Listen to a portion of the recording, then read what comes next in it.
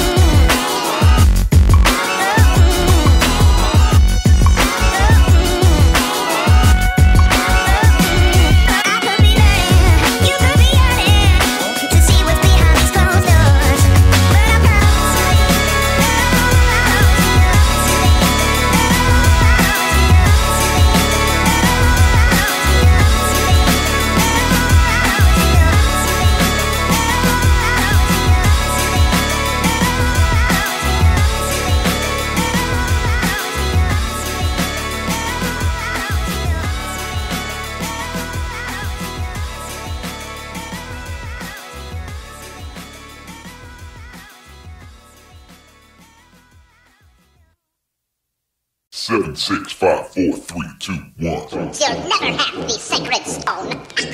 Oh, this you crazy mother.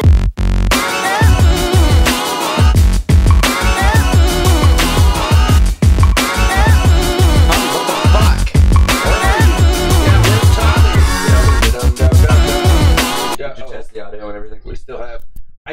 We're gonna do a bit of an audio check when we turn the whole fucking thing on. Okay. Right, I just don't want to have that fucking reverb shit again. Yeah, I'm gonna check it. It's really easy to fix. Oh, you adjusted the camera angle. That looks nice. A lot better. Yeah, because I have room over there now. Thank God. Thanks. Oh, you adjusted the camera angle. That's nice. Yeah. Okay, reverb's gone. Hey, everybody! Welcome to just another nerdy podcast, or Diehm for short. Chris, how you doing? Oh, he's here. Chris! So, yeah, okay, so if you're catching us on the download, you know, Google Play or iTunes or wherever the hell you want, because it's on quite a few locations. Let's Stitcher, go. iHeartRadio, yeah. We're on all those now, so if you're catching us there, Subsidiaries. feel free to check us out on YouTube Live every Wednesday around noonish. Around noon. Yeah. Because neither of us are disciplined enough to actually do it at a set time. As you can see, we're down a fucking host. Yeah, so, we have no idea where Tommy is right now. I mean, if you want, I could like run downstairs and grab my girlfriend. You're like, hey, Is she outside? we need to stand in. Huh? Is she outside? Yeah. Dude, tell her to come in. I mean, Fuck Tommy, he'll sit on the floor. fuck you, Tommy. I'll be right back. Yeah, no, seriously. I'll be right back. Okay. All right, keep him entertained. Do you like a square dance or something? Yeah, well, if you're catching us live on YouTube, feel free to download us and put us a little nerdy in your pocket. I hate you! So while he's gone, I'm going to say that. Other than that, yeah, you can kind of see I got a brand new desk. Things are a little set up, but yeah, I'm going to move this here. Chris, hey guys, Tommy late again. You got to tell him a couple hours before Tommy is MIA, put out a missing persons alert. I don't know. I tried texting him too, and my phone won't do it, man. It won't text him for some reason. I don't know if that's on his end or mine, but I'm a little concerned about Tommy. Oh well, he'll be all right. Where am I about to text my old coworker? Or not my old coworker, my current coworker. Whatever.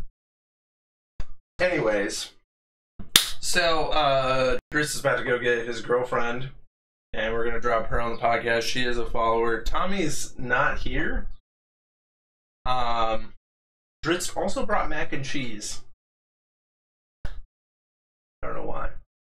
So yeah, if you guys are, again, watching us live on YouTube, you can go to Google Play and iTunes. You can download us, hit subscribe, hit follow, hit like, hit all that jazz.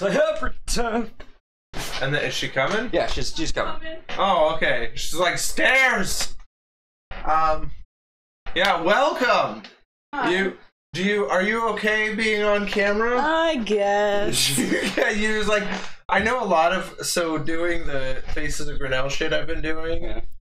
a lot of people, they read podcasts, so they're like, oh, it's an audio interview, and then they they don't read into it any further. I say, video, audio interview.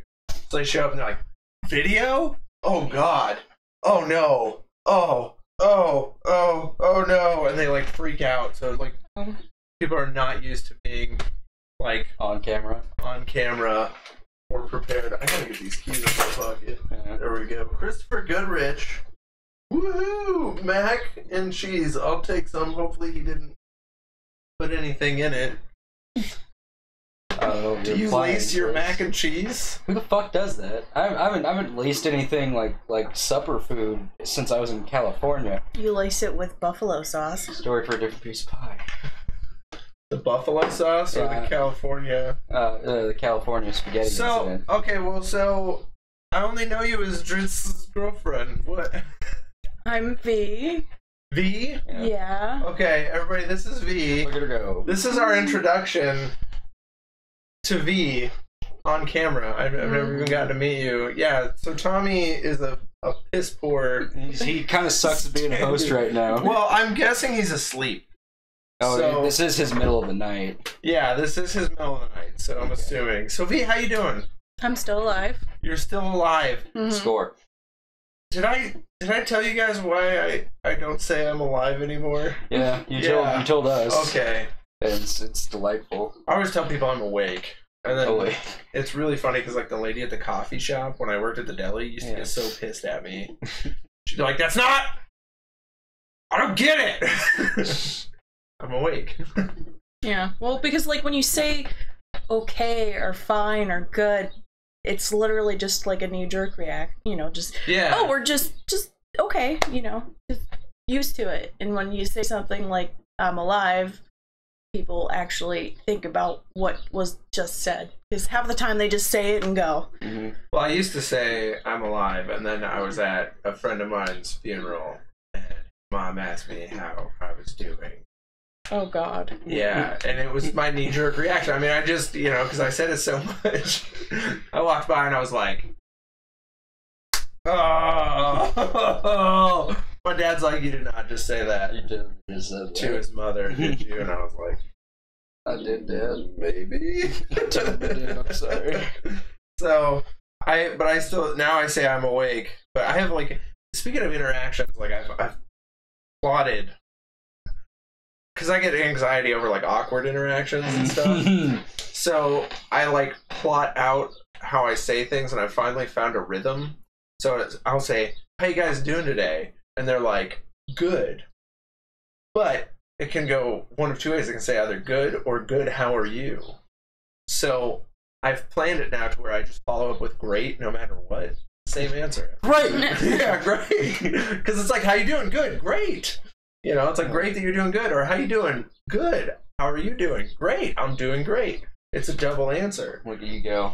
Yeah, I don't know why I had to say that, but... You know what I say to people when they ask me how I am? I say upright and breathing. Upright and breathing. I think I don't like anymore when people ask me how's your day going, because I'm like, not too bad. It's which a day. Just sounds like I'm doing bad. I'm doing bad, but I don't want to tell you about it. Get out of my shit. Speaking of bad days, tell us about your misfortune, Jay. Yeah, so we named the podcast Jay's Misfortune. So Monday was like my day off. It's like the day from hell. Oh no. So I wake up on Monday and I'm like, you know what? Fuck responsibility. Like, I was gonna do Faces of Grinnell stuff. I was gonna do all sorts of stuff, and I was like, fuck responsibility. So I hop in my car, I take this PS3 that I have, and I drive all the way to Newton to GameStop. You gotta trade it in. Oh yeah, you're gonna get like $8 for it? Well, I thought it was a 500 gig PS3. In fact, a friend of mine sold it to me as a 500 gig PS3. And? I traded him my copy of Zelda for his PS3. So it's still not a terrible deal. Because he was like, well, GameStop's only going to give me like so much money for it. And then I looked it up and I was like, oh, it'll be a similar amount of money. And I'm like, it's the Steam summer sale. I need Steam money. Like, bad. I need Steam money. So I'm like, It's taking all my cash, man. I go out to GameStop and they're like, yeah, this is a 250 gig PS3. And I'm trying my hardest to be like the guy that understands like their perspective from behind the counter. You're like, because I worked at Gamers. But I'm like, that's a 500 gig, bro. Like, clicks through it and it's like, it's a 250 gig. And I'm like, what the fuck? I've never looked. You trusted your friend. I know. Well, I messaged him. He's like, oh, really? And I was like, I mean, I know he wouldn't be the type of guy to screw me over, but I was like, fuck Mike that day. So I get out, and I'm like, okay, whatever. I get my Steam gift card, and I'm leaving.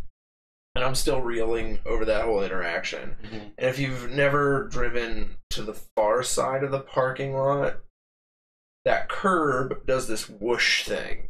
Like, it comes out and whooshes back in. It's really fucking weird. I wasn't paying attention. It's like a... And I rammed that curb. Like, my whole car goes boom! I just changed my tires. Like, I talked to you guys a while ago about how someone slashed my tire. Yeah. And now the front tire blows. Oh, God. Oh, no. So then I'm like, okay, I don't know what to do. So I drive to Casey's, which is like right across the street. I put some air in it, and the air just blows right out of it. So I'm like, oh, okay, Tyson's is right here. So I follow the directions. It leads me like, so you're at Casey's, right? Yeah. So you go like this, then you go like that, and then you come up right next to where Casey's is. So I'm driving on my rim like this, and I get to Tyson's. They've got like a battery operating center, and that's it. Now I have a warranty at Tyson's with my tires. So I was like, shit, that means I gotta get to Grinnell. So I'm like, what do I do? What do I do? I was like, duh, you have a spare tire. So I'll go to change the tire. Middle of changing the tire, I'm like working on the lug nuts, and my hand slips, and I smacked myself in the face with a tire iron. And that's why it looks like I have barbecue sauce on my face. I was gonna say. It's right fucking there. So imagine waiting tables when it looks like I've been sampling the sauce. How was the mesquite, young man? It's delightful, ma'am. I'm like, fuck it. So I drive, I get my spare on. I've been hit in the face, I get my spare on. I drive all the way from Newton back to Grinnell Tyson's on a spare at 35 miles an hour. Because you're not supposed to go over. Yeah, you're not supposed to go very fast at all. So I get there, and the kid has no fucking clue what he's talking about. He's like, and finally I was like, can't you just look me up in the system? And he's like, I'm gonna be honest with you, sir, I don't know what I'm doing. He goes, I don't know why they left me alone here. And I was like, so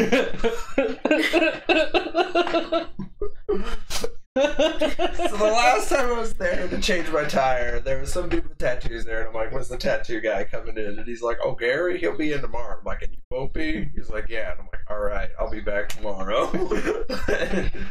I go home, and I'm like, all right, time to relax. It's 2 in the fucking afternoon. Half of my day is wasted. It's time to relax. So I bust out my Steam gift card. I pick out my games. I got Wolfenstein 2. I've played Wolfenstein 1. Wolfenstein 2 is like definitely on my list to play. Hell yeah. I bought Prey. I fucking love Prey. Prey was fantastic. And are you talking like Wolfenstein: The New Order, the newest Wolfenstein? Yeah, I got Wolfenstein 2: The New Colossus. Oh, the New Colossus. I have the New Order, and I've played it. Yeah, I loved it. That game is right. And then I bought Doom. Oh yeah. Because I've played Doom, but I haven't beat Doom. Doom guy. And now that the next Doom is coming out, I have to get Doom. Doom guy. So I get these games. Doom downloads just fine. Fantastic. Prey. And I had to reinstall Dishonored, and then Wolfenstein will not download. Period. It just keeps saying manifest missing. So I'm doing research the entire night, and it turns out like the manifest is the thing that tells your computer exactly when and how to download everything. So I'm frustrated, and I'm like, I need to move on to a different problem. So I'm already pissed because I'm like so excited about Wolfenstein 2. I still couldn't play it. So I move on. So I get to the next problem is my internet has only been running at like 10 megabytes per second download. Wow. Yeah, and I'm like, I'm paying for 60. This isn't 2005. Yeah, so I called up Media Brooklyn. And I'm like, what the fuck is your problem? And he's like, well, okay, first of all, best customer service rep I've had in a long time. Except for my voice fed back into the system. So every time I talked, I heard myself talk again. And I almost threw up like 7 times. I was like, ugh.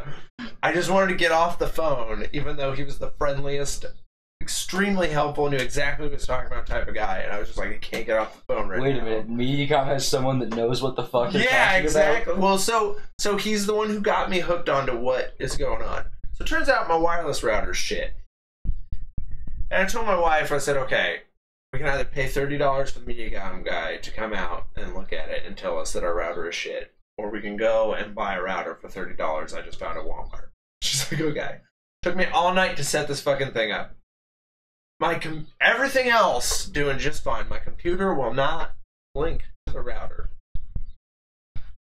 Is it limited amount of devices? No.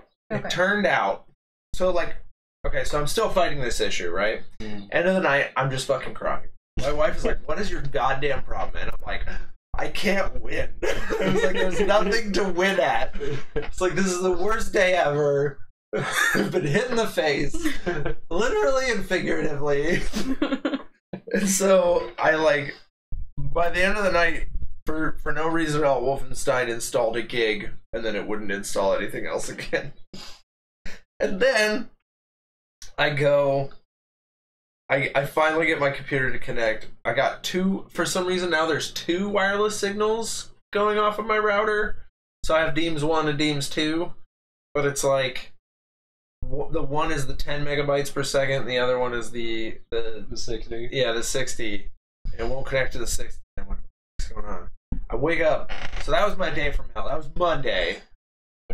And I'm crying because I'm like, like, this is my day off. Like, I just wanted to play Wolfenstein. That's all I wanted out of my day off. Couldn't do that for the life of me. Turns out, and I could have settled on Doom, but I'm like, fucking settling on Doom. I'm playing Wolfenstein, and it didn't happen. So I get up on Tuesday, and it turns out I have the little wireless band thingies, and one of them got bent, and that's the one that picks up the 60 megs. So all I did was unscrew it and then switch them, and both work just fine now.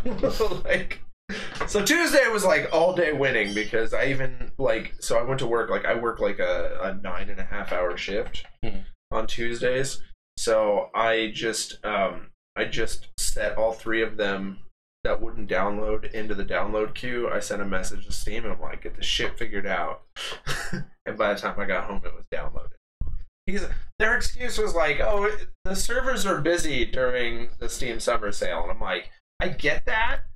However, the manifest is missing from 3 of your best products. Like, how are you not fixing this? Like, how is this not something you're going? Because I read into it, and it's a big problem. Like, a lot of people are like, and again, on Monday, I spent the entire day going through every loop. I uninstalled Steam and reinstalled it, and all of my Steam games are gone.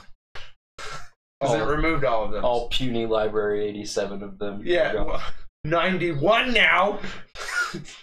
But my South Park save file gone. Yeah, my that was the only one I was playing. But I have to reinstall Tomb Raider and South Park and all that shit. So yeah, that was my day. Then Tuesday was the day of winning. I was coming back on everything. You're hitting the bounce back. Yeah, I got all my bounce back. So now I was going to tell you about the house, though. All right, tell me about it, because I'm excited. So we were looking at a house. It had a bar in the basement. So the problem being is for a 30-year investment, you can't just hinge on the fact that one place would be a sweet ass place for a podcast. Because that was the thing. I'm guessing your wife wasn't too keen on the whole, it's gonna be totally worth it. Well, it was worth it until we actually looked at the house. So, so we looked at didn't I show you pictures? You did, and it looked amazing. Yeah, so the basement was only half of the pictures of the basement. Really? Oh, man. Okay, so this house is big. The upstairs, super nice. Leave it to Beaver. Yeah. Everything's great. You got a really nice kitchen, a really nice separated dining room, a good living room space, brand new deck. The front's a little old and cranky. That's fine. It's just the front entryway and 1 bedroom and maybe a bathroom. Just a little creaky. That's fine. Mm-hmm. So you go down to the basement. You get the bar. First of all, I thought that was real brick. That's painted. Painted on. You get to the corners, there's some mold and a little bit of mold and mildew along the wood fixtures that are built into the wall. I'm like, okay, you just tear the wood fixtures out. Not a big problem. Scrub that bitch off. Cool. The basement is actually buckling. And there's bracing built all into the basement. Hopefully stop it. But there's no guarantee in 30 years when you've paid off your house that it's not going to have caved in. You won't take a step into your kitchen and find yourself sitting behind the bar. You can see the walls just kind of buckling in, and we're like, and then we found it. What? The other half of the basement. Oh no.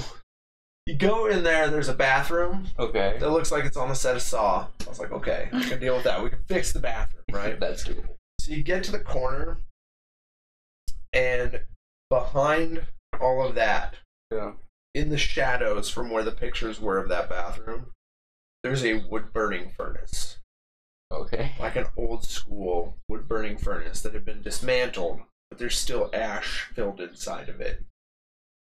Okay, that's a bit creepy and unsettling, but alright. It's a little much. And so I walk up to look at the furnace, and then I look sideways, and there's more space.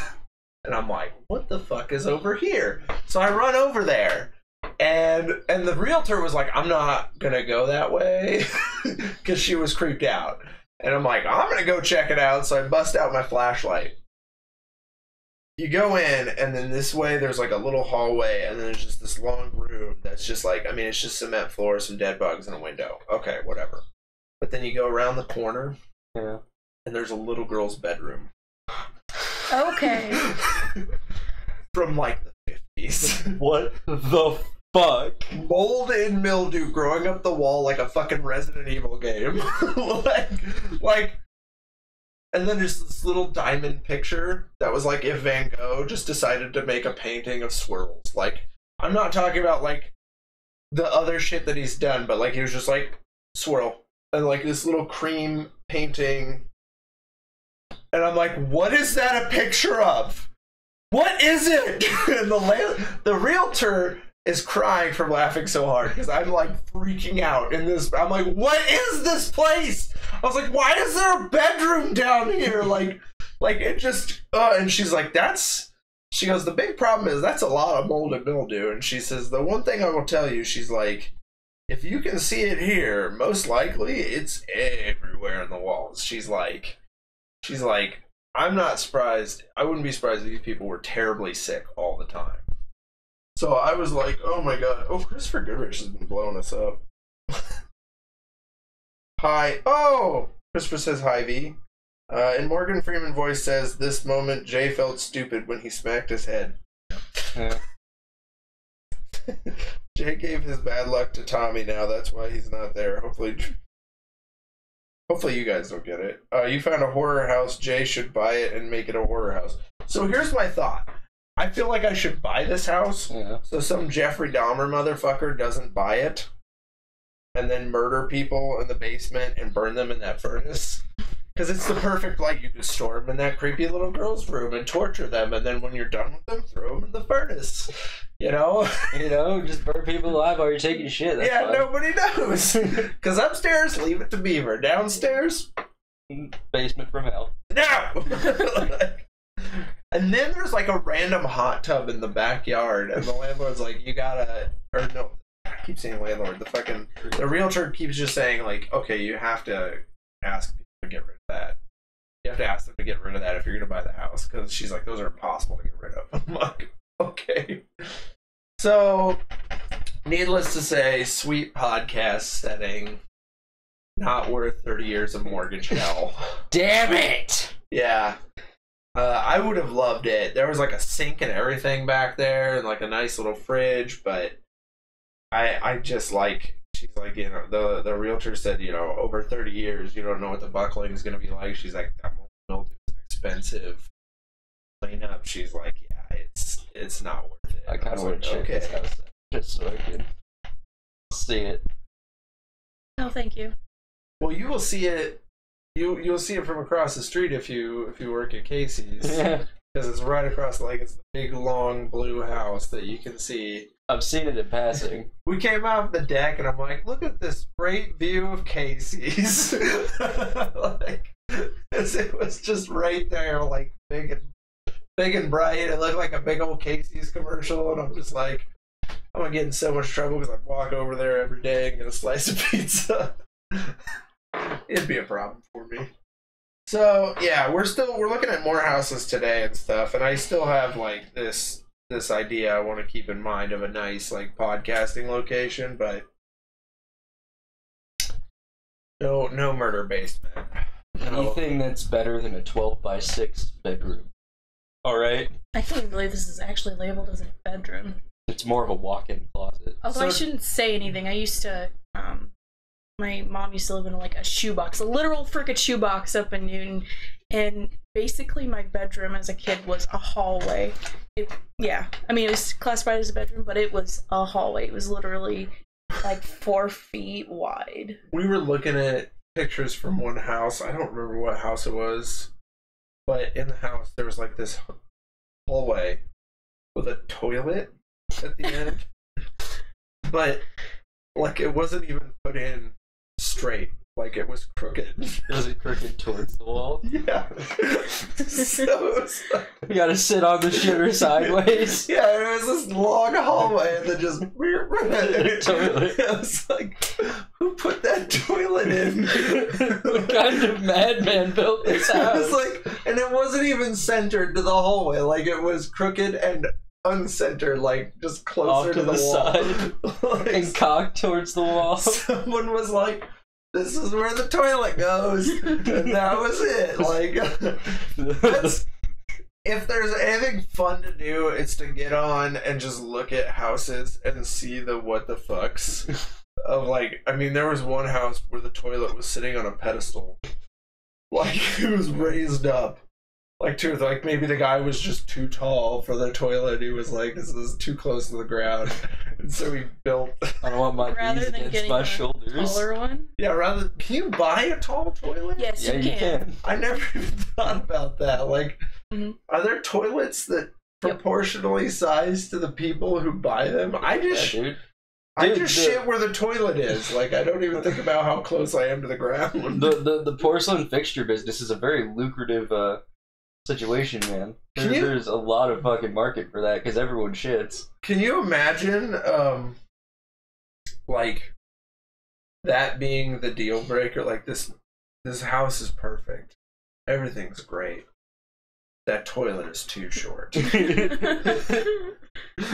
Well, to be fair, replacing a toilet is easier than, like, you know, anything else. Than what Right? a lot of Yeah. people think. Oh, man, yeah. And always get a low flush one. Always. Low It'll flow save toilets you and shit. so much money. Yeah, I've heard about that. Like they do.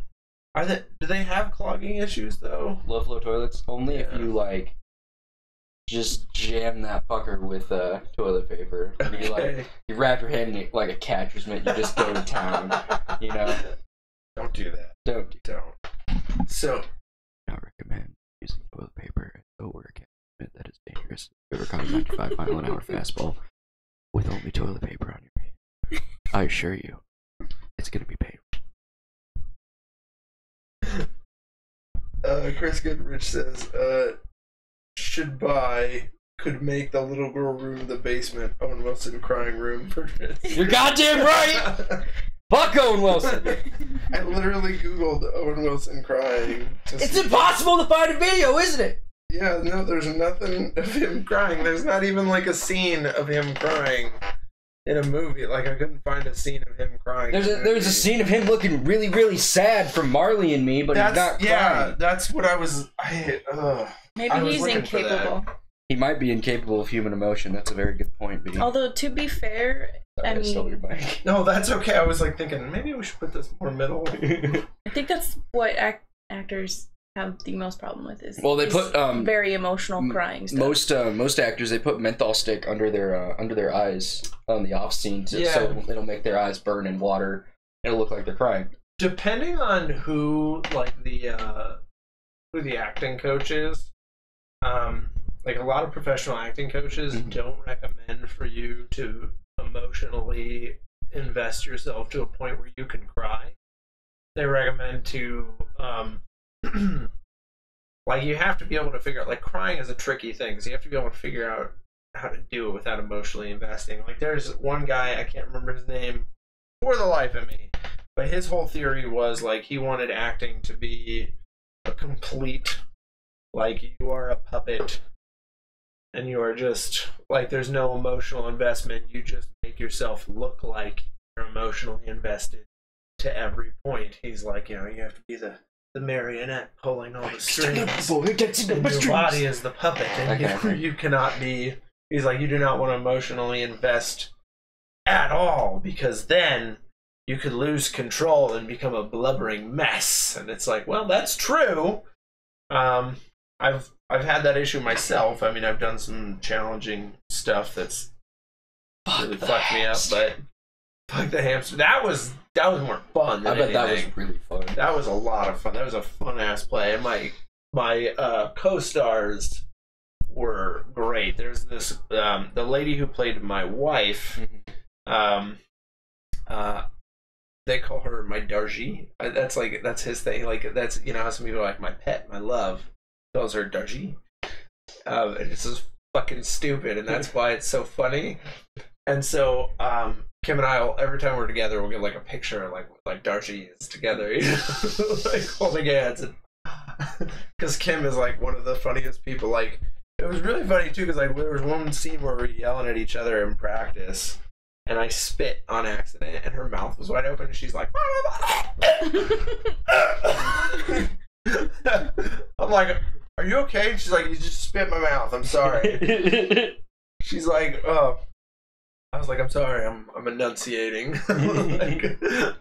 Say it, don't spray, bro. Yeah. She was like, ugh. I was like, I'm sorry. My director's like, what the fuck is the problem? You just spit in my mouth. She's like, get over it. His pet name is Fuck Nugget. Yeah. Fuck Nugget. You should tell that story. It's a great one. Are you okay telling it? Yeah, it's nothing like horrible or anything. It's just people say that I'm real intelligent. I disagree. Because for as much of the stuff as I know, I don't have what's known as common sense. A lot of the times, someone will say something to me, and my brain will process it as completely literal, whereas there was a certain amount of nuance to what the person said. I dig you. So I was texting her one night on my break while I was working over at the Walmart. Because you were bitching about not being able to find a ladder. Yeah, because I couldn't find a goddamn ladder cart. And Can you just text at Walmart? Is that a... I was on my break. Oh, on your break. Sorry, you just said that. I apologize. You can if you're fast enough. I couldn't find a fucking ladder cart to save my life. I was trolling through the entire back room. I looked everywhere. All of the ladder carts were fucking occupied, and I had to do top stock. I don't know if you noticed this about me, Jay. I'm really fucking short. Yeah, you're not super tall. I'm about 5'9", 5'10". Yeah. I need a fucking ladder. Yeah. My impressive wingspan does not cover, you know, a 10-foot reach for the upper shelf. So, I was bitching and everything, and then I put my phone in my pocket, and I didn't check it for a little while.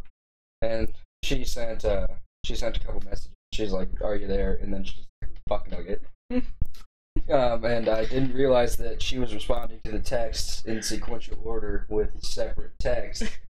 So I figured she just called me Fuck Nugget. And I'm like, you know what? That's a decent nickname. I'll fucking bite. You thought that fuck and nugget were two separate things rather than them being together. I did. He said, like, he thought I said fuck and then like comma nugget, as in I was like, yeah.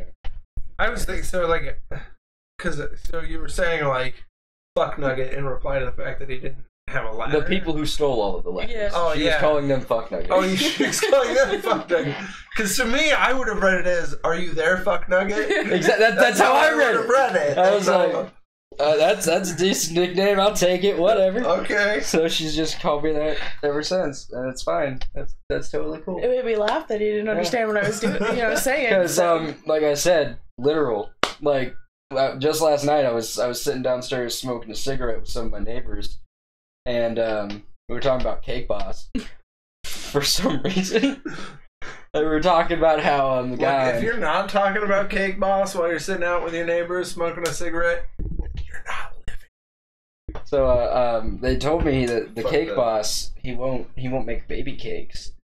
So I took that as he won't make cakes for baby showers. You know, I'm like, yeah, that doesn't make it a cake for a baby's fucking stupid. Babies can't have that much sugar. That's fucking pointless. And then they're just looking at me like, is it like a small? He just won't make small cakes. You're not wrong, but we mean like a cake that looks like a baby. Oh, because those cakes. He feels like when you cut into it, it's wrong. And I'm like, well, as much as I love eating babies, I understand his precautionary measures, you know, to save face in the competitive world that is professional cake making. I dig it. Yeah. I dig it. My mom, when I was younger, she'd always, like, if I was doing something stupid or if I didn't understand something someone said to me, she'd just look at me and go, "Nate." And I would just look at her and go, I'm not using my common sense. Am I? She's like, no, you're not. Fix it. I feel like most people need like a little bit of leeway. Like at work, like they make fun of me still for the day that I was like, because I was being trained at that time. But they asked me, they're like, okay, we only have one petite ribeye or one petite prime rib left. And I'm like, okay, how many large do you have left? Well, it turns out prime rib is just sliced off. And so, like, a petite is half of a large. So, of course, we don't have any fucking large left. Have you never seen them slice a prime rib? I don't watch them do it. I was gonna say, it's basically like a loaf of meat, and they just slice it like bread. Have you ever had people, like, request the ends? Yeah, we have had that. But I've walked in. I mean, this is what I do at work. I walk in, I tell them what the fuck I need, and I walk away. Like, I know what they're doing. I've helped in the kitchen, but I never help on a Friday night because, dear God, no. But I remember the first night they left me alone with a casino Patty, right? Patty from McDonald's. Patty! Yeah, so I worked with Patty for a very long time. I love Patty. And I worked in the kitchen with Patty. And they left. There was one day they're like, oh, by the way, like, you're gonna. So they're like, can you come in and work? And I was like, yeah, I can come in and work. And then at the end, like, when I got there, they're like, oh, by the way, it's just gonna be you and Patty. We're gonna leave you guys alone. We have to go do a catering. And I was like, like, they're like, yeah. And I was like, I'm not ready for that kind of pressure. Because I was like, it's not just me and Patty. It's just me. Like, I love Patty. She's a fucking delight. Patty's a treasure. She's a goddamn national treasure. But I'll tell you what, like, when Patty's done, she's done. Yeah. She would at 7 o'clock at night. Like, that's when our rush is typically, 7 o'clock at night. If there was no rush, she would sweep and be like, I'm out. I'm going home. Be like, all right, bye, Patty. And like, she would like, I mean, she drank a lot. She drinks a lot, and so she's like sitting right behind me, and I'm reading a ticket, and she's reading the ticket, and she's right in my ear going. Okay. So, here's how Patty got fired from McDonald's. I know, to my tell knowledge. The story. When I knew Patty, it was the first time I worked at McDonald's, and it was also her last time working at McDonald's. So, I'd only come in the morning a couple times when I started working there, and I'd always see Patty, and she'd always just be behind the counter looking like this.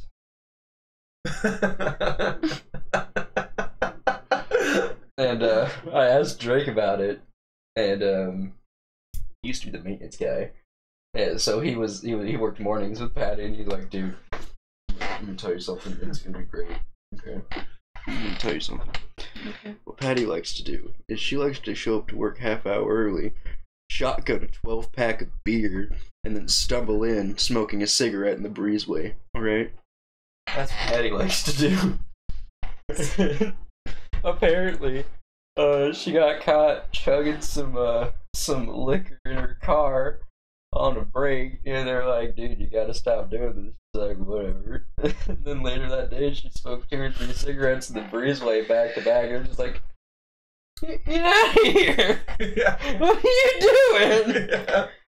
She, what the fuck? We had a coworker would pick her up. He also used to work at McDonald's, Lucas Brandon.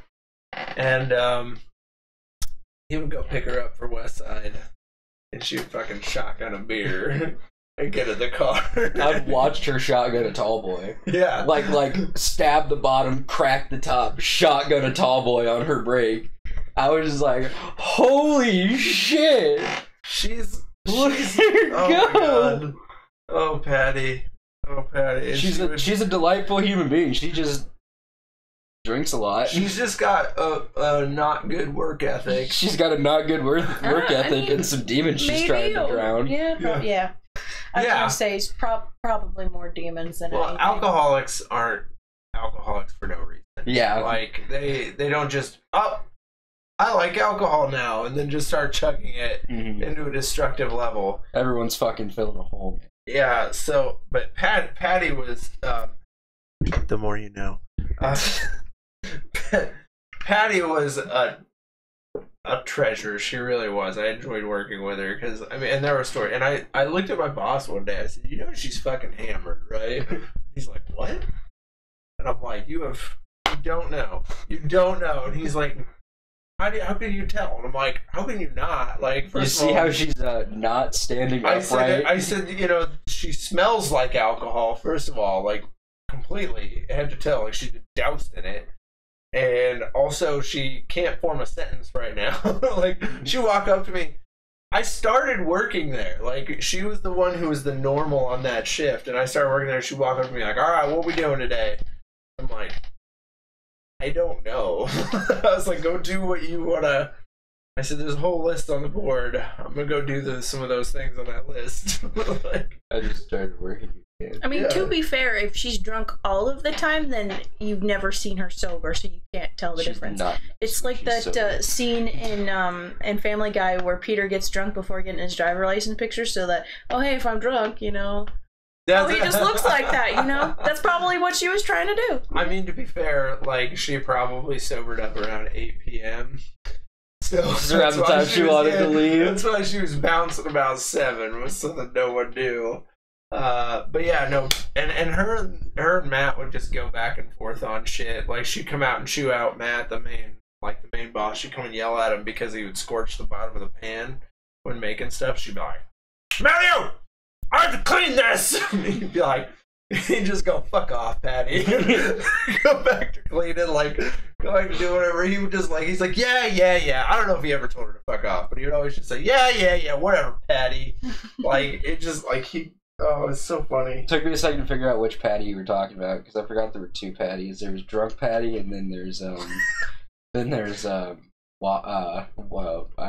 the right word? Bobbles Patty. Oh, okay. Because the Patty that worked night shift at the McDonald's, once again, national treasure, wonderful human being. She just has hip problems, so she can't walk too fast. Right. And what me and my coworkers would do on the frequent is we'd all dip outside to, smoke cigarettes and shit all at once, and we would leave Patty alone in the store. To run the front, the window, the fries, the back window, and the grill. You guys are the worst. Do you know, have you ever, like, been in a place and just turn around and everyone's gone? Yes. Like, so like, high school, I was taking shop class, and I'm busy just sanding a piece of wood, and I've got the earphones on, the ear covers on, and I'm just... And, before I turn around, everyone's there, they're doing their projects and shit. I turn, everyone's projects are still there, but they're gone. I'm like, oh shit, it's the rapture. I got left. I was like, god damn it. You just went through the scary door. Yeah. So I was like, what the fuck? One guy runs in at 5, because I'm walking around going, hello? Hello? Where is everyone? And I was afraid to go through the rest of the high school, because I was like, if that's empty, I'm fucked. Like, so I'm like, where is everyone? And then this one guy comes in, like, all worried and, like, shuffled and shit. He's like, and I was like, hey! And he's like, hey! And I was like, where the fuck is everyone? He's like, you didn't hear? I'm like, no. And he's like, how did you not hear what happened? I was like, dude, I've been sanding over there for like 5 to 10 minutes. And he's like, oh, so Mike Starnes, right? He's like working on the router, and the router bit came off and just sliced him across the head. And we're all out there in the hallway taking care of him. And I was like, okay. I had to like wrap my head around like, okay, everyone's just outside. I was like, thank God, because I was like, oh man. I'd be so pissed if it was the apocalypse. Yeah, I was like, man, who wants to be... First of all, the apocalypse is gonna suck for a teenager. Like, yeah. Like, it just... Everything's already the end of the world. Yeah, you don't really need the actual end. Yeah, of the you don't world. need the actual end. If you started out in shop, you got weapons. True. I mean, we had an army of paddles already because freshmen, for no reason, decided to make them for the seniors. Did you guys ever get hazed? Mm-mm. We got hazed. I'd rather not talk. We got hazed bad. I'd rather not talk. When I was in football, they would line us up against the wall and take volleyballs and throw them by our heads as hard as they could. And then they all had paddles, and we'd come around the corner, and they would just like, "Hurrah!" Like just hit you with a paddle. You're like, "Whoa!" I never got hit with a paddle. Yeah. I had the other. So my nickname is Snuggles, right? Okay. Did you ever hear that? I think I might have heard of you in high school. So they nicknamed me Snuggles. I asked the guy why, and he said, "I don't know, but it stuck." And so the seniors, what they would do is they would spot me, and then like 5 guys would just grab me and cuddle me in the hallway, and just loudly, "Oh, so snuggly!" That is the weirdest. Oh, and I was like, that is the weirdest hazing ever. yeah, so I got the good end of it because everyone else got I remember sitting in Spanish class and you just hear a whack and then you hear pieces skitter down the hallway and my friend starts screaming at the highest pitch. Like he comes in holding his butt. Someone took a paddle with holes in it and busted it over his ass and it just exploded. That's the shit that we dealt with. My hazing was relatively laxed. I wouldn't say it was horrible, but it wasn't great. I was a bigger guy bigger than I am now. I weighed about 325, 50 in high school. I was a big boy. Yeah. And what people thought it was funny to do was to try to throw me off balance. And yeah, so I was talking to a friend one time, and an upperclassman came by and he shoulder checked me, and my head crashed against the locker. I was like, all right, that's fine. And then I turned to walk away, and somebody was getting shit out of their locker, and then someone shoved me from the back, and I smashed my face against the open locker, slamming it closed on the person's hand. They're like, what the fuck, man? I'm like, I was pushed. I can't see straight. Yeah, that was now. not me. I didn't do it, I promise. Just shit like that. I actually had a nickname in high school too. You know what it was? Was it Fuck Nugget? That was Faggot. Oh. Yeah, see, this is what upsets me too, because one of the things we tried to do in high school is just not. I mean, we didn't even try. We inactively. We just didn't haze people. We were not dicks. It's a miracle what happens when you're not a douche to people. Yeah, and we all pretty much enjoyed each other's company, and you can ask Tommy when he wakes up. We did not have that problem growing up. We just didn't want to put that on anybody else because we had that issue. We remember. I'll be honest, to me, I mean, it sounds about as bad someone shoulder checking you into things as getting whacked, because I mean, I would almost rather take a paddle to the ass than a strike to the face. Yeah. Let it be known. Than a fucking steel locker to the forehead. Let it be known from the barbecue stain on my face. I know what a face hit feels like. Yeah. I've had worse, but I mean, it was just one of those things. I've never understood it. J is Snuggle 1 and Drizzt is Snuggle 2. No. Double A is for quitters. AA is for quitters, not double A. AA is for quitters. You're damn right. You're damn right. I mean, I went to BGM, so I guess the initiation I got, which not many of the girls got it, but our locker rooms, they curve, so it's like an S shape. So some of the wrestlers decided to pick me up and throw me in the wrestling locker room, and basically everyone in there was naked, and so I saw everyone's penis. Oh. I was mortified. That's psychological And then warfare. The wrestling coach comes out and he's like, "What the hell are you doing in here?" And I'm like, "It's not my fault. Someone threw me in here. I can't get out." I'm like panicking and like frozen there. And then finally, the guys behind me like tugged my shirt and threw me out the door. But yeah, and then I was called a pervert for quite a while. Yeah, so That's terrible. Bullying is bad. Yeah, okay? bullying sucks. Okay. I think it was more. I don't know. I want to assume it was because the guys that did it were ones that flirted with me all the time, and I guess they enjoyed, the whole. If you like someone, I think they have to understand though that subjecting someone to like 1,000 penises is not. It's not cool. Okay, maybe like 24. There's not. That's there's like 1,500 people in that that's school. Like, and that's a multitude of elementary. pork swords. Wait, though. no. I'm a dude. 300. Okay, one other penis is too many for me. Just like in I'm the a straight. line of sight. I'm a straight dude, and one other penis. Too many penises. It was just weird because like. You'd think like high school boys would be like super self-conscious, but they're just walking around naked. And then you go into the girls' room and we try so hard not to show anything. Like we're taking our bras off through our shirt because we're embarrassed. And I just good for anytime. Well, so I worked over at BGM for a while. Mm-hmm. I feel like the bravado of some of the BGM kids is like pretty high up there. Like the boys. Oh yeah. They've got some serious and a little awkward stories. Like we had a tornado drill. Mm-hmm. happen, and I guess the tornado shelter or next to where the stage is at BGM is the girls' locker room. So they shoved us in there, like the football coach and everything like came and grabbed us and threw us in there, and he's like, "Don't leave," and I'm just like trapped. And it was during a girls' basketball game, so there wasn't anyone naked, but I'm trapped in the girls' locker room with like 15 to 20 teenage girls, like from 15 to 18, and I'm just like, this is my nightmare.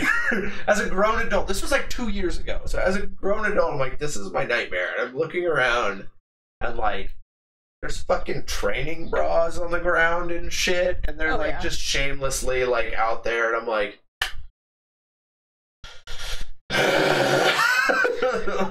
yeah. I almost left and just was like, look, I can do whatever I want. BGM kids, speech is canceled. Stay safe. I was almost about to leave. I was like, no, I should stay. Yeah. I mean, I creeped everyone out because I really don't care. I'm not, I mean, it's a body, it's, whatever.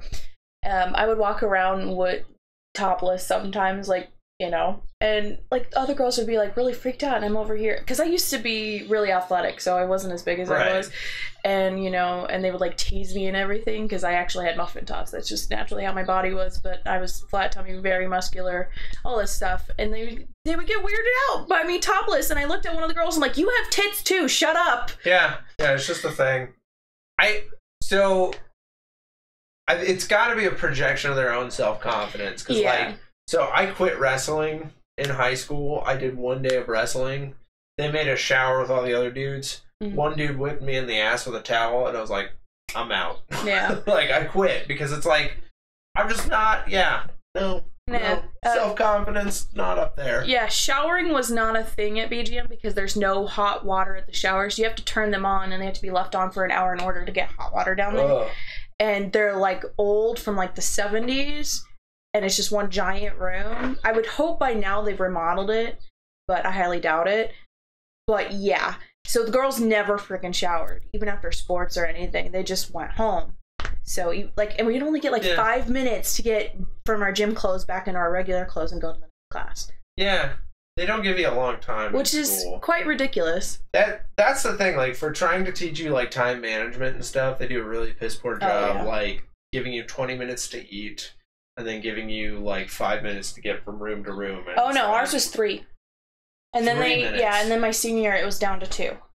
Yeah, they gotta understand. Like it doesn't make any sense. No, not at all. To cram all this, and they act like it's always got to be a hurry, and it's like like I understand like you got to be on time for things in life, but you really don't.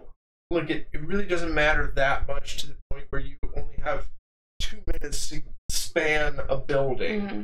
Like, it's never made any sense to me. I don't know. Well, and like nerd rant. Well, and on top of it, like, you know, some teachers won't let you go to the bathroom, so they expect you in this 2-3 minute period time to go to the bathroom, get your books, and then get to class. Yeah. And you're like all the way on the other side of the building, and I'm over here like, that's not possible. That or go to the bathroom 3 times out of the entire year. Oh yeah. Like they're like, or over the course of 4 to 6 months, they're like, you can only go to the bathroom during this hour time period 3 times. To be fair, that is against the law for them to tell you that you cannot go to the bathroom. I don't know if it applies to OSHA law, but I know it applies to law, period. Well, even as a teenager. It's one of those things where like they have the hall passes and shit, yeah. and it's like the whole, like some teachers will be like, in my classroom, I'll only do 3, and it's like, yeah. I just because understandably, like if you're eating at the same time, you're gonna have to go to the bathroom at the same time, depending on what you're eating. And I mean, all that high school stuff now is like brought down to the point of it's all the same thing, just rearranged. I mean, I'm pretty sure that's what high school lunch is anymore.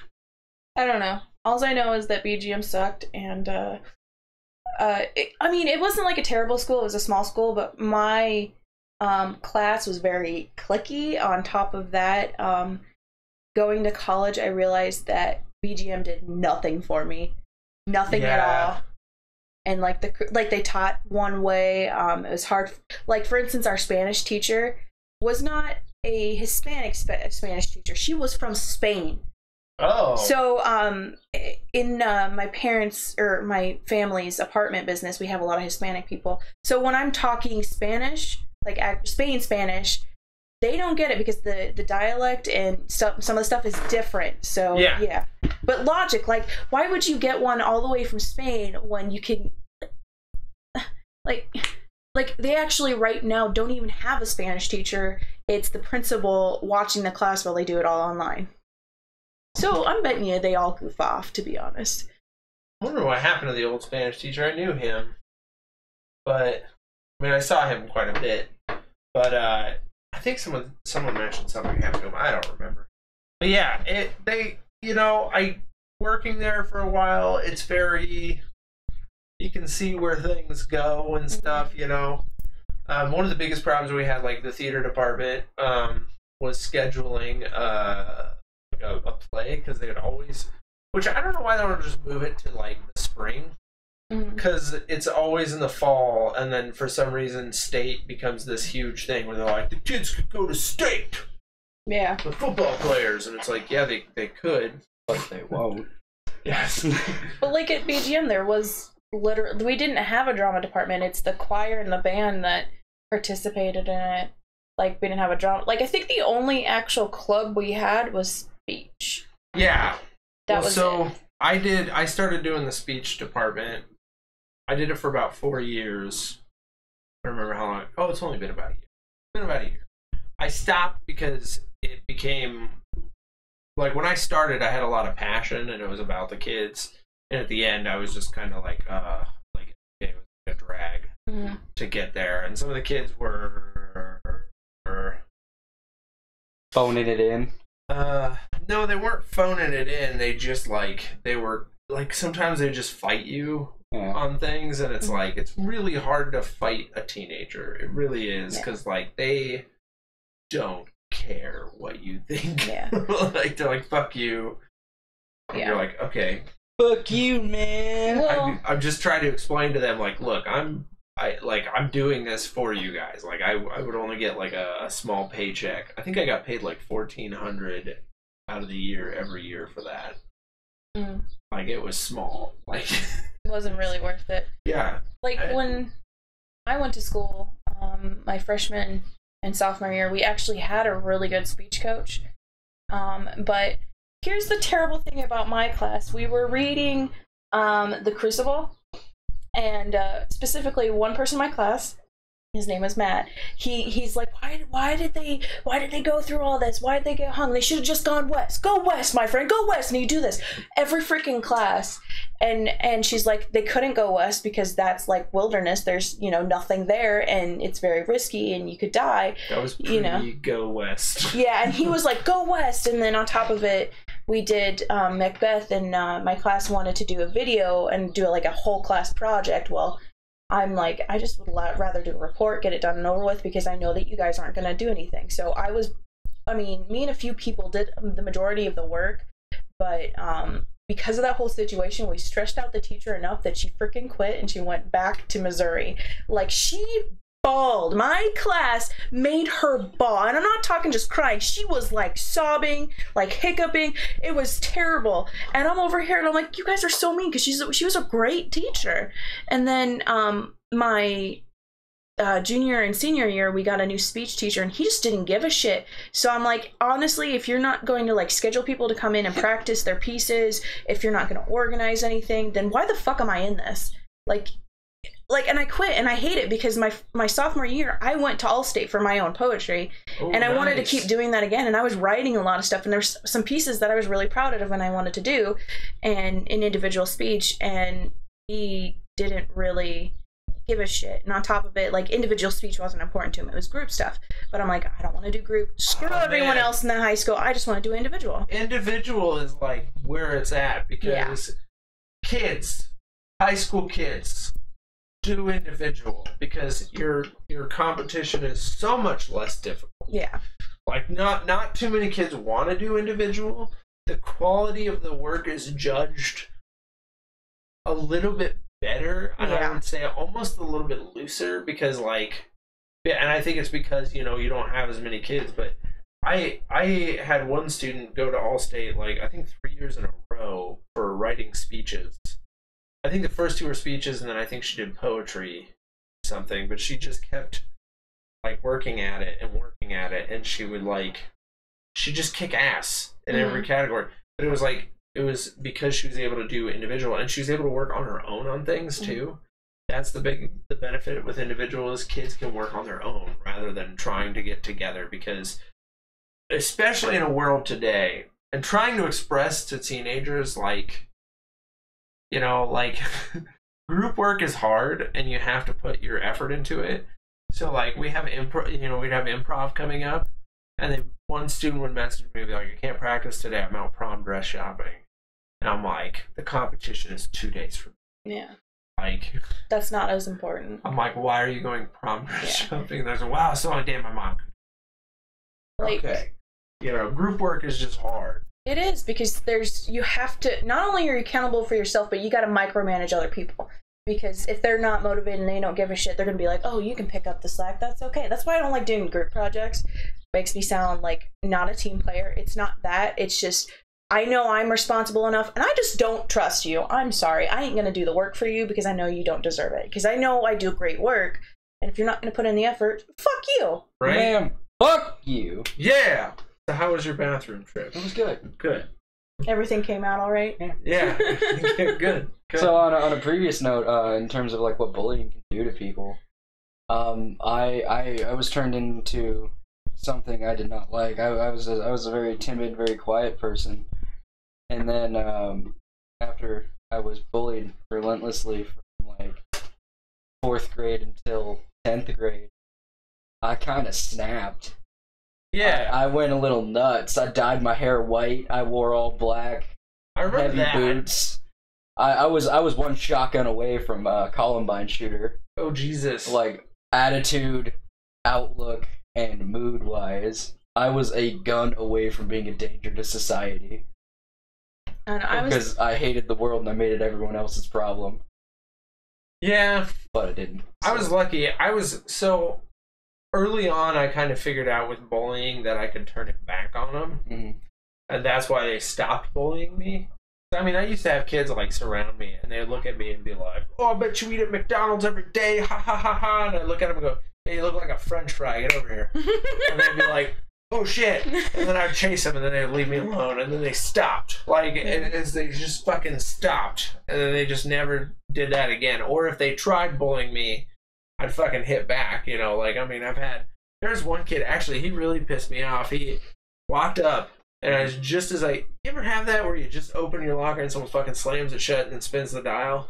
I just turned around, and just shoulder checked him. He was like, ow, why? And I was like, because you're being a dick. Because you're being a dick, Terrence. I mean, to be fair, boys bowling compared to girls bowling is a little... Physical versus psychological. Yeah, girls are terrible. Like, my self-confidence apart because of other girls' insecurities and just... Like, I guess I was pregnant for 2 years straight. That was the rumor that was going around. And I'm over here, I'm like, do you guys not know anything about anatomy or... Yeah, how long it takes. Or sex or anything. But there wasn't really a sex education program. I think it was Louis C.K. that said, boys fuck shit up where girls are fucked up. Yeah. And yeah, just that psychological thing. I do remember one girl trying to fight me, and so she tried to body slam me, but it was more like a fish flopping out of water against me because, I mean, I was athletic, so she just like flopped up against me, and I'm over here, I'm like, what the fuck was that? It felt like a fish just flopping against me, and I'm like, what the fuck was that? I never, like, I mean, there weren't, I never had to get into a full physical altercation. I just put on a mean face and everyone was scared of me. Yeah, guys never really tried to fuck with me too much. They don't fuck with the French big fry dudes. shit. Yeah. I was a big dude, you know. I was a little bit, I would say I was a little bit taller than most kids in my class, even though I'm not really tall. Yeah. At the time. Yeah, at the time I was taller, so I didn't have problems. Like, I just, you know, and I myself, like, you know, my sister is a complete foil to me. Like, I love my sister, and I'll tell her 100 times, you know, and this is my younger sister. My older sister in Korea, she's all right. She's got a hold of that. She's another story for a different piece of pie, or something. You know. We're gonna go with she's okay for now. Yeah, but my younger older sister, you know, she internalized a lot of her bullying and stuff, whereas I was able to reflect it. You know, it's just how I was. But again, I think it's the boys versus girls thing. You know, yeah. she's more of an internalizer, and people were pretty mean to her in internalized things where I was like, okay, you're being a dick, so you don't matter now. Okay, you're being a dick, so you don't matter now. You're not a dick, you matter. I like you. Yeah, I like you. I mean, I had one guy, and I mean, you know, and he wasn't bullying, but he's just being a dick, where he's like, he looked at me one day and he goes, you could never live at my parents' house because you're so loud. And he's like, my parents don't put up with loudness. And I'm like, I don't really care. It was like, and that's the day I was like, I don't care what that guy thinks. You know, like. Did you ever have someone like try to attack you? Like someone tried to like physically bully you and it didn't work? I mean, one kid I had a couple of kids come up at me, and then I just came back. Like, I actually happened to be holding a crutch one time when one kid like tried to actually like come at me, and I was like, just popped him back a couple times. Just jabbed him a couple times. And then I was like, you back off, and he was like, done. And I'm like, tries to beat up a dude with a crutch. I don't know. Well, so I didn't have a broken foot. Oh. I was holding the crutch. Oh, okay. And he came up at me, and I popped him with that crutch a couple times and put it down. Like, I didn't like hit him, but I jabbed him. Yeah, you jabbed him to keep him back. Yeah, just enough for him to know, like, I will fuck you up with this crutch. Like, this is the beginning. In early high school, like I said, I was bigger. I was bigger. Yeah. I remember I can't remember what this guy's name was, but he bullied me my entire life. And that's so. Can't remember your bully's name. It was. That's kind of good though. I think his last name was like Sadler or something. Oh, I think I know. Yeah, something like that. I don't know. But he walked up to me. He was like real pissed off one day, and then he just like started punching me. Like he was like going to town, punching me in the chest and the stomach, and then he stopped to like lean back with his hands up, and I was like, was that supposed to hurt? And then he started punching me again. I was like, I was afraid of you, and I just shoved him back and walked away. I was like, all right. I don't think I've ever had that. I had I've had a couple kids small. Yeah, I've had a couple of smaller kids hit me. They like one kid was like behind me. Actually, I was about to kill him because we were in art class and I was getting yelled at by Mr. Dayton in 7th grade. But he was behind me. Fucking Mr. Dayton. And and like punched me in the back. I'm like, fucking quit it. And I turned around and I said, I will kill you. I will snuff the life from you. And he was like, I was just like, I'll choke until you die. And it wouldn't affect this kid at all. It was making me so mad. I just wanted him to stop because he was sitting directly behind me. And he's the kid that actually, he got arrested. And I think he's in prison for decapitating a cow. Nice. Yeah. I shouldn't play the murder you battle with that kid. What you should have done is just swung around fast as you could and just hooked him in the jaw. I mean, it was 7th grade, and I was sitting like this, like Indian style on the ground. Like, I was like, "Ugh."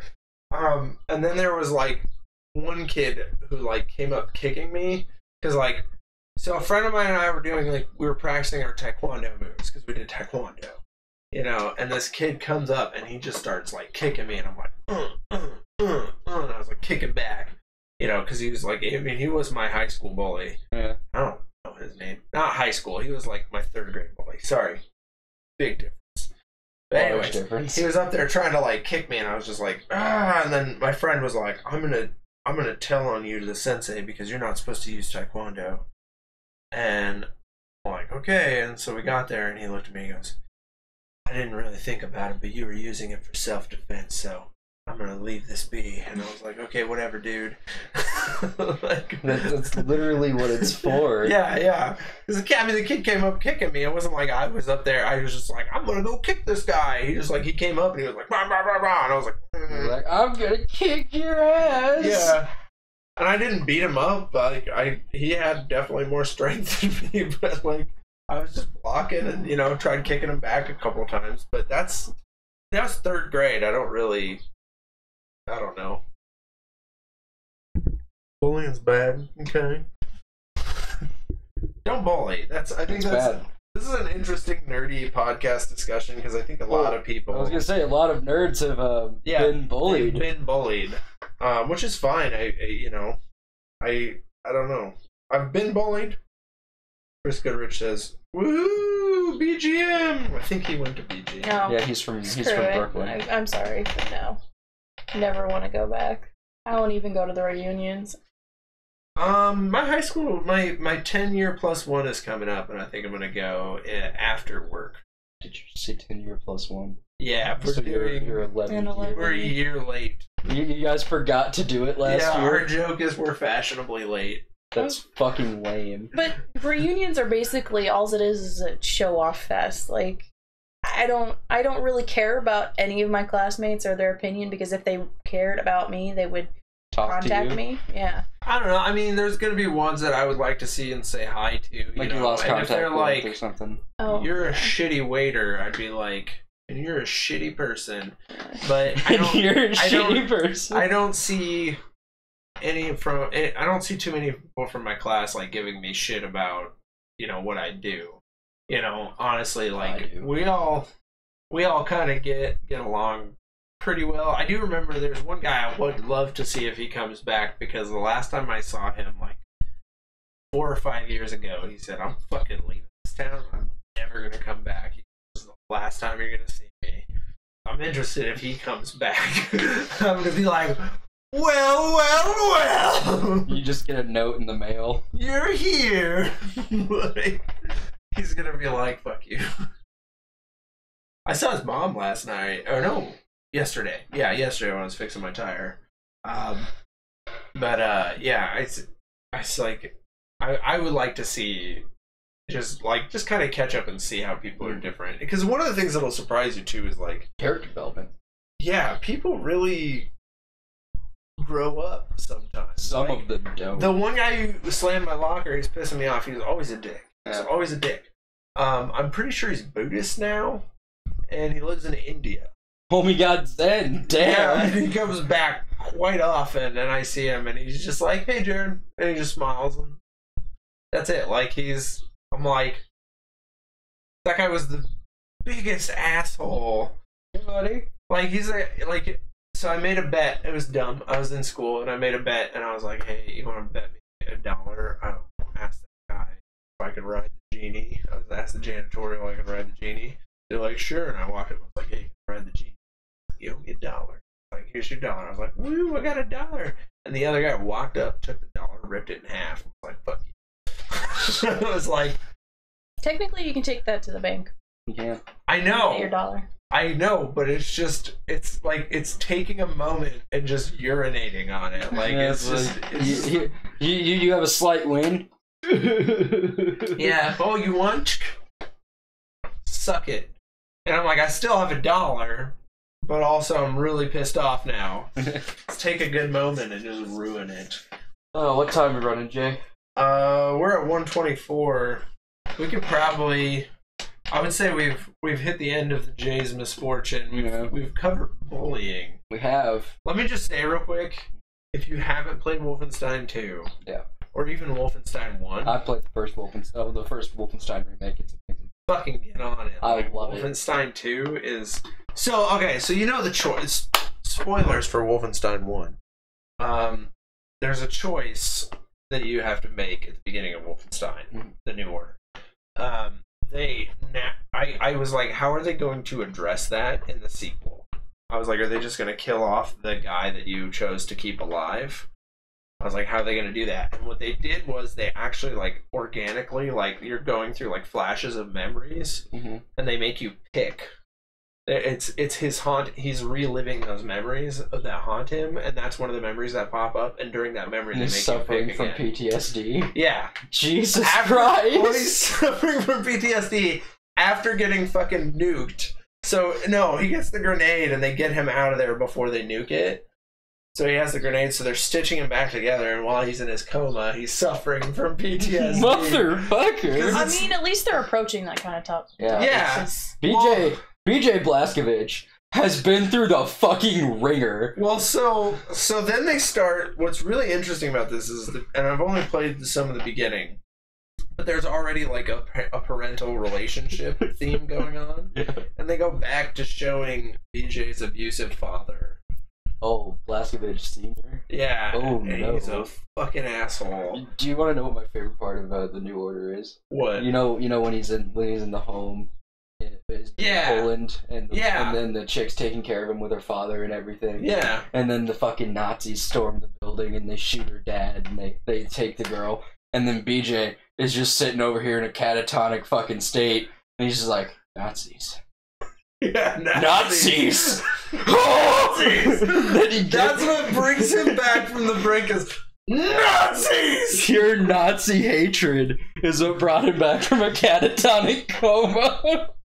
So his hatred for other people hating people is what brought him back to life to stab people in the throat and save the woman he loves. That's the interesting theme is like his dad is like a racist and his mom is Jewish. BJ's mom is Jewish. He even makes a point where he looks at her and goes, I only married you because you were a Jew and I thought your dad would be an asset. He's like, and I was fucking wrong. Like, his dad's just a piece of shit. And then Frau, the evil lady from who got her face blown the one up, that got she's the main villain for the second game. Which good choice because she was far more interesting than Deathhead. Yeah. So they choose her to be the main villain, and she has a fat daughter that she treats like shit. Like absolute shit. She just like, I can relate. And I'm like, there's this really interesting theme of like parental relationships going on and abuse. And like, it's really good so far. Like, I'm really enjoying it. The gameplay is, as fun as it always is. Dude, there's nothing more fun than killing Nazis, they're really, dude. Well, so this is why Doom and Wolfenstein are the perfect games to exist, and they're perfect foils of each other. Because Doom is sci-fi killing demons, and then Wolfenstein is realistically killing demons, because you're just killing Nazis, or you're killing demons. And it's just, or it's like Nazis with mech suits, or it's bigger demons, and they're the same fucking game, but they're just so they're so satisfying, each of them. And then BJ is just like the Doom. That's the thing, like the Doom guy is 2-dimensional. BJ is like, BJ, you feel for him, man. And BJ's like, The best thing is, like, I love when they did the trailer for 2, because he's always like, they're like, I need to know you're not a Nazi. And he goes, he grabs the guy and he looks at him in the eye and he's like, I ain't no goddamn Nazi. it's like you pushed the button you do not push in BJ if you want your ass handed to you. It's either you are a Nazi or you call him a Nazi and you're gonna get your ass fucking handed to you. If you're a Nazi, you're dead. If you call him a Nazi, you're probably just gonna get beat to a comatose state. Like, but I love that where he's I ain't no goddamn Nazi. One of my favorite, like, the stealth kills in the Wolfenstein, the new ones anyway. He just, like, he'll be like, and then he'll just grab their mouth and go, and he drops their body and keeps going. The best thing, so the new, you don't have a knife this time, you have a fucking axe, like a fire axe. It's way more brutal. It's like, who's got, like, one guy too, and because he puts on that metal suit that you get in the first game that you never get a touch, which I was like, what? Why? Like, when they were like, yeah, we'll save that for the lady who can't walk, and I'm like, fuck her! Keep her in a wheelchair! Give her a hovercraft. They give you that suit, and, like, your strength is, like, 9 times OP, so you come up with that fire axe, and I'm on the ground, and I hit the guy in the knees, and it cuts his legs off. Just, like, a clean cut through the shins. Just shinking the guy just on the ground, and then it cuts his head off. It's just like, and kills him, and I'm like, I played this at 2 in the morning. I finally I got it to download, and I finally started it, and I told my wife, I said, I'm staying up to play Wolfenstein. And she's like, fine. And so I put on my headphones, and I fucking killed Nazis last night. And that game, it's just the start, but it is so goddamn good. It's just something satisfying about killing Nazis. Just, I love that game. Fuck Nazis. Yeah, fuck Nazis.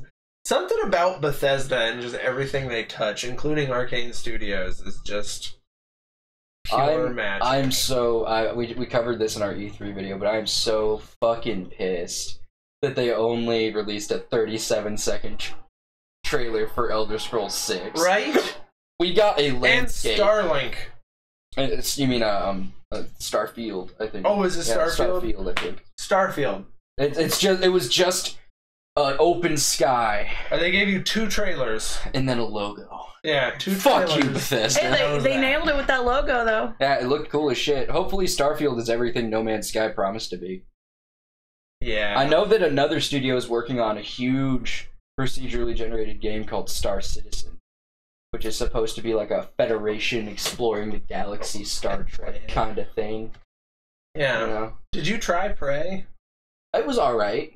I loved it. I don't know why. But It was pretty good. I mean, I'm not gonna knock it, you know. But yeah. It's shooters have never really been my thing unless it's just mindless violence.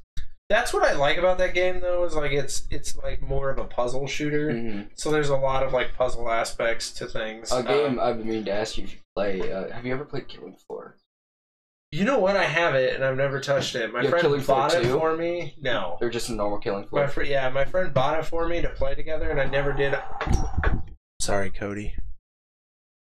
He even called me out one time because I was joking one time, where he's like, hey, we should get this game. And I said, oh, you should buy it for me. And he goes, the last game I bought for you, you never played with. And I was like, yeah. Yeah, with Killing Floor 2 is fucking fun. All you're doing is killing zombies, or they're called Zeds. They're genetically engineered creatures, and you gotta fucking murder them. And that is it. Survive is the imperative, and if you survive, you level up and shit. And it's really fun. You get hella perks. I'm a sharpshooter. I'm a sniper. So the best shot I think I ever did is there are these enemies that can go invisible. And they're basically, think of them like witches from Left 4 Dead 2. Right. But they're like acrobats at the same time, and they come flipping up on y'all invisible and shit. And I had I had a gun, and I just the laser trains to their head automatically from this gun, and I pulled the trigger when I saw it was on something shaped like a head, and they come in groups of 4s, and I shot all 4 of them in the head with one fucking bullet. I was just like, best damn alive! mission status sick! Holy fuck! Oh man, did you beat Prey?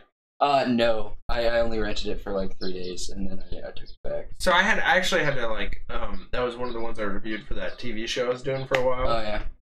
And so the cool thing about, like, okay, you played and beat Dishonored, right? Yeah. The cool thing about Dishonored is it's like this idea that you have to try to be a good person. Like, you really, it makes you like put in effort. It's to be a good really person. hard. I know, right? It's hard to be a good person in that game. Where mostly people try to be good, that game like makes you really, really try to be good. And so Prey kind of takes that away, but what's interesting is, so the end, I'm just gonna spoil Prey, I'm sorry guys. So the end, you find out that it's all a simulation and that you are a human. Don't you fucking Mario to me! God damn it! You're a human Typhon hybrid. Oh. And well, the events of what happened in the game happened, but everyone died. Your character and most people died, and the whole world got taken over by Typhons. So they're making you a human Typhon hybrid to see if they can bridge the gap between the two species and communicate. But they're testing you in this simulation to see if you're worth keeping alive and using as that thing. Oh. So your decisions in the game decide whether or not they keep you alive. Wow, that is interesting. So there's the moral quandaries, but then they intricate in this idea of xenophobia. That's a surprisingly layered game. I never would have taken that away. Super fucking. That is I might actually have to play that fucking game now. Yeah, if you play it through, all of your decisions, you will find out like how. And they kept me alive. I played as a good guy. They kept me alive. I'm like, you know what's interesting? I didn't take, because you can choose to take on Typhon abilities. I did all human. I did no Typhon abilities. So, and they mentioned that they're like, it's interesting that you did not use any Typhon abilities. They're like, that's really interesting. And they're like, and also there's like this one part where you're in this moral quandary that if you let this lady once this recording let go for justice for her father, what happened, but it turns out, because your character has his memory erased, so you're just a clean slate. You're some guy. But what your character did before you had your memory erased is like, he's the one who chose to have her father murdered. So she wants the recordings let loose, and you can choose whether or not it's the right thing to do to let those recordings out. And I let the recordings out, and I think that's part of why they kept me alive. They were like, the only bad thing I did, and I didn't even realize it, is like, they have these big, like, mind-controlling floating blobs, and they'll hold on to people, and if you attack that blob, and that blob has enough time, it will murder all those people. And so I just fucking started shooting the blob, and it killed all those people, and that counted against me. They're like, you didn't even try to save those people. It's like, I didn't even realize those people were there! This game is hard! Alright. Yeah. Okay. We're gonna have to check out, because she's gotta go to work. Oh, shit. Yep. Alright. We have been on the air for over an hour and a half. We're gonna go, yeah, this was a good session. So, guys, we'll see you next time. Oh! Next week. What's next week? I'm on vacation. Okay. I'm out of town. So. Woo. You turd boy. Yeah, so Don't there'll get be sick no podcast like next he week. did. We'll have 2, so the week after we'll be back. Okay. So no podcast next week. Live at Sorry, noon. Chris. Sorry, Chris. You'll have to play Wolfenstein or Prey or something. Or not get bullied. Let's get ahead to our guest fucking Yeah. host here. Thank you, You mean Yeah, Chris. We're gonna go. tripped into? Clap, Chris! God damn it. All right. Okay. We'll see you guys later. Like, Feel free to download us, put us in your pocket, Google Play, iTunes. And then and then go to YouTube and watch us live every Wednesday at noon, except for next Wednesday. I should say noonish. noonish. depending on when Tommy gets up. Yeah. Don't forget your mac and cheese bowl. No, I won't. No, it's You right walked in with a bowl of mac and cheese eating it.